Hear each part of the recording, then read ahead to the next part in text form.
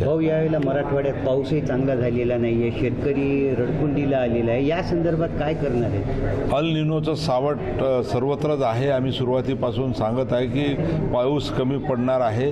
मग पडलेल्या पावसाला कसं थांबवता येईल, कसं जमिनीत मुरवता येईल, आणि यासाठी मृद व जलसंधारण विभागाच्या वतीनं आता मोठ्या पद्धतीनं धडक कार्यक्रम आम्ही आयोजित केलेले आहे. आपल्याला माहीतच असेल की आता 21 ऑगस्टला जलसंधारण दिवस आम्ही साजरा केला.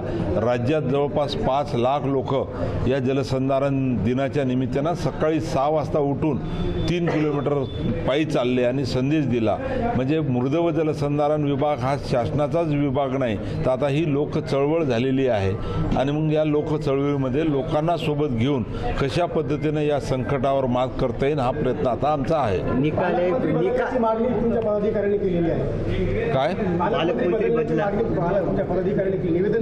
नांदेडचा पालकमंत्री बदला आणि शिवसेनेचा पालकमंत्री म्हणून कोणत्या जिल्ह्याला कोणता जबाबदारी मंत्री म्हणून द्यायचा आहे माननीय मुख्यमंत्र्यांचा अधिकार आहे आणि माननीय मुख्यमंत्री या संदर्भात योग्य तो निर्णय घेईल. सदस्यांना स्वातंत्र्य वागणूक देण्यात जात असा आरोप आहे. शिवसेनेच्या लोकप्रतिनिधींनी माझ्याकडे काही ही भावना व्यक्त केली नाही, परंतु त्यांच्याशी बोलून मी नक्कीच आमचे जे मुख्य नेते आहेत सन्माननीय एकनाथरावजी शिंदे साहेब यांच्यासोबत चर्चा करेन.